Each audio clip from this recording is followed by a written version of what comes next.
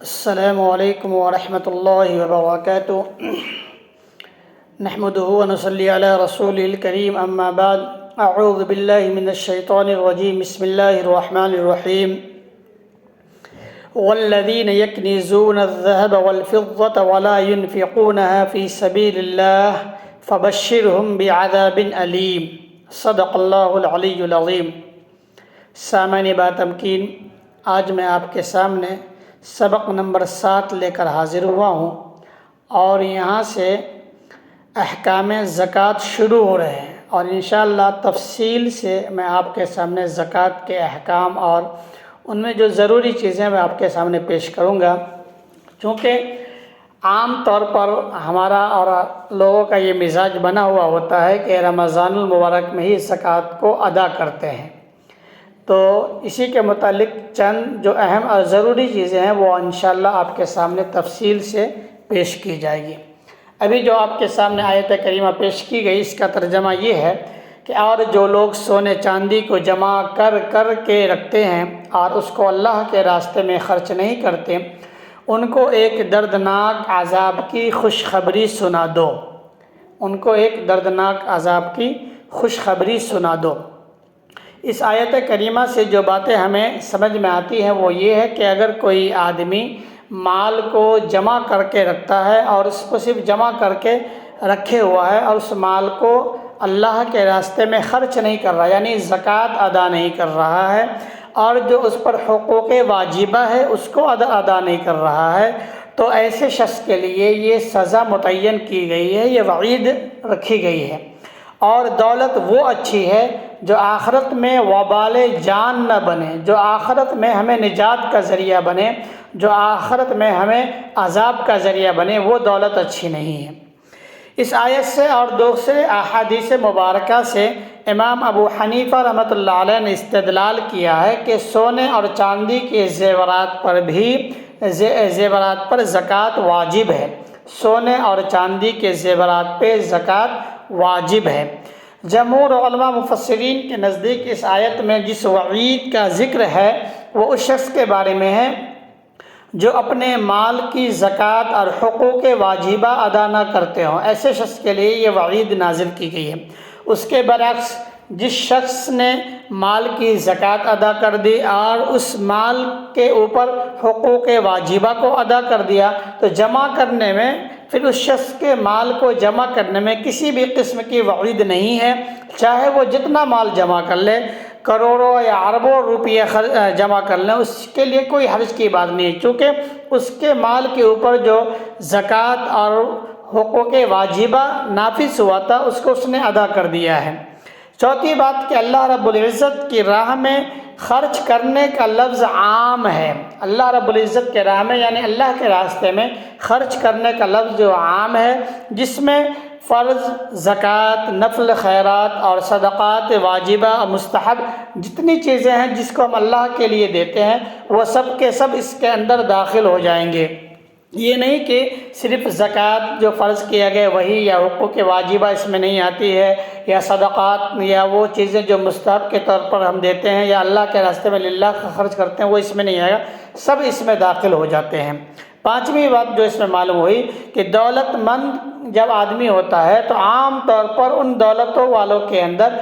دو بڑی خرابیاں ہو جاتی ہیں، جس کے طرف یہ آیت کریمہ اشارہ کر رہی ہے۔ پہلی خرابی تو یہ ہوتی ہے کہ جب آدمی کے پاس دولت ہوتا ہے تو اس دولت کے مایا جال میں پھنس جاتا ہے اور آدمی بخل کا طریقہ راستہ اختیار کر لیتا ہے، آدمی بخیل بن جاتا ہے،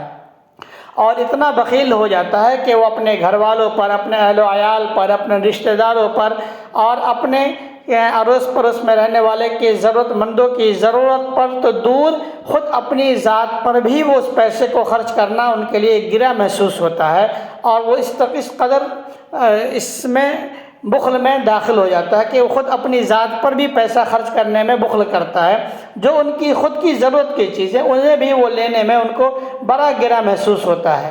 ایک تو یہ ہے خرابی آتی ہے، اور دوسری خرابی یہ آتی ہے کہ جب آدمی کے پاس پیسے آ جاتا ہے تو وہ بیجا اسراف میں چلا جاتا ہے، بیجا پیسہ خرچ کرتے ہیں، فضول خرچی میں زیادہ مبتلا ہو جاتے ہیں، یا تو وہ بخل کی طرف چلا جاتا ہے یا وہ فضول خرچی میں مبتلا ہو جاتا ہے، یا تو نام و نمود کے لیے وہ پیسہ خرچ کر رہا ہے، یا وہ ایسی جگہ پہ پیسہ خرچ کر رہا ہے جہاں سے انہیں دین یا دنیا کا کوئی فائدہ نہ ہو، صرف وہ اسراف میں شمار کیا جائے گا، گناہ کے کاموں میں وہ پیسے کو اڑانے لگتا ہے، اپنی لذت پہ، اپنی خواہشات پہ پوری کرنے میں پیسے کو اڑاتا ہے۔ تو اس طریقے سے دو بڑی خرابیاں آ جاتی ہے۔ میں ایسی خرابیوں کے بارے میں اللہ کے رسول صلی اللہ علیہ وسلم نے سختی سے منع کیا کہ یہ دونوں چیزیں جس کے اندر پیدا ہو جائے یا دونوں میں سے کوئی ایک بھی پیدا ہو جائے تو وہ اس آیت کے زمرے میں آ جاتا ہے کہ اللہ کی طرف سے ان کے لیے دردناک عذاب کی وعیدیں سنائی گئی ہے۔ لیکن اگر کوئی آدمی اپنے مال سے اللہ کی طرف سے واجب کیے ہوئے حقوق کو ادا کرنے کے بعد پھر اگر وہ اپنے مال کو بچاتا ہے یا اپنے مال کو اس طریقے سے خرچ کرتا تو ان کے لیے ایسی کوئی وعید نہیں ہے، بلکہ یہ دونوں آدمی ان وعیدوں سے نکل آتا ہے جو اللہ کی طرف سے نازل کیے ہوئے حقوق یعنی زکوٰۃ ادا کر رہا ہے، حقوق واجبہ ادا کر رہا ہے، ضرورت مندوں کی ضرورت کو بھی پورا کر رہا ہے، جس سے دین اور دنیا دونوں کا فائدہ ہو رہا ہے۔ تو ایسے مالداروں کے لیے، ایسے امیروں کے لیے اللہ کی طرف سے بلکہ خوشخبری سنائی گئی ہے، ان کے لیے عذاب کا کوئی وعید نہیں ہے، اور ایسے مال کو جمع کرنے میں کوئی قباحت نہیں ہے یا کوئی دشواریاں نہیں ہیں، بلکہ بعض جگہوں پہ آیا کہ بہت ساری ایسی جگہ ہیں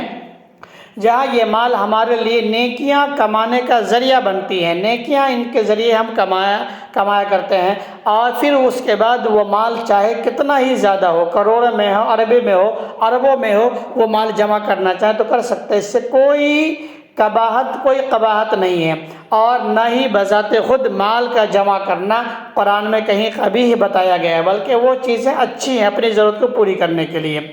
اور اس کی اللہ کی طرف سے یا شریعت میں کوئی حد متعین نہیں کیا ہے کہ آپ اتنا سے اتنا جمع کر سکتے ہیں، کوئی حد نہیں ہے، آپ جتنا جمع کرنا چاہیں کر سکتے ہیں، لیکن شرط یہی رکھی اللہ نے کہ اس مال سے اپنے حقوق واجبہ، زکوٰۃ، مستحب اور جو بھی اللہ کی طرف سے یا آپ کے سامنے ضرورت مند آئیں اور آپ کی استطاعت و وسعت ہو اس کی ضرورت پوری کرتے رہیں، اور پھر مال جمع کریں تو اللہ آپ کے مال میں اضافہ بھی کرے گا اور اللہ آپ کے مال کو بڑھائے گا بھی، اور وہ مال اللہ کے نزدیک پسندیدہ بھی ہو جائے گا اور آپ بھی اللہ کے نزدیک پسندیدہ ہو جائیں گے۔ احادیث سے مروی ہے، اللہ کے رسول صلی اللہ علیہ وسلم نے ارشاد فرمایا کہ اسلام کی 5 ستون ہیں، اسلام کے 5 ارکان ہیں۔ نمبر 1 پہلا ارکان تو یہ ہے کہ اس ایمان لانے والا آدمی اس بات کا اقرار کرے کہ اللہ ایک ہے، محمد عربی صلی اللہ علیہ وسلم آخری رسول ہیں، یعنی اللہ اس کے رسول کی گواہی دے۔ دوسرا نماز ادا کرے، تیسرا زکوٰۃ ادا کرے، چوتھا رمضان المبارک کے مہینے کا روزہ رکھے، اور پانچواں حج کی استطاعت ہو تو حج ادا کرے۔ یہ 5 اہم رکن ہیں۔ حضرت عبداللہ بن مسعود رضی اللہ تعالیٰ عنہ کہتے ہیں کہ ہمیں نماز قائم کرنے کے ساتھ ساتھ زکوٰۃ کی ادائیگی کا بھی حکم دیا گیا، یعنی دونوں چیزوں کا حکم دیا گیا۔ بس اگر کوئی شخص صرف نماز پڑھتا ہے اور زکوٰۃ ادا نہیں کرتا تو ایسے شخص کی نماز قبول نہیں ہوتی ہے۔ اسلام کا یہ تیسرا رکن ہے، زکوٰۃ جو ہے اسلام کا تیسرا رکن ہے، اور زکوٰۃ کا ادا کرنا ہر مالدار مرد عورت بالغ مرد عورت پہ فرض ہے۔ جس آدمی کے پاس دولت ہو اور اس کا ایک نصاب ہے جو انشاءاللہ آئندہ ویڈیو میں آپ کے سامنے پیش کیا جائے گا، کہ اگر کوئی آدمی اس کے فرض ہونے کا انکار کر دے تو وہ شخص مومن نہیں ہو سکتا، اور کوئی شخص اس کے فرض ہونے کا انکار تو نہ کرے لیکن عملی طور پر اپنے مال کی زکوٰۃ ادا نہ کرے تو ایسا شخص بہت ہی زیادہ گنہگار ہے اور اس کے لیے بہت بڑا عذاب متعین کیا گیا ہے۔ زکوٰۃ فرض ہونے کے بعد فوراً ادا کرنا واجب ہے، بہتر ہے، اور واجب یہی ہے کہ وہ جیسے ہی آپ کا زکوٰۃ آپ مال نصاب کو پہنچ گیا اور زکوٰۃ کی ادائیگی کی شرط مکمل ہو گئی تو فوراً آپ اس کو ادا کر دیں۔ بلا ضرورت لیٹ کرنا، تاخیر کرنا اور ٹال مٹول کرنا یہ مکروہ تحریمی لکھا گیا ہے، اور ایسا شخص کو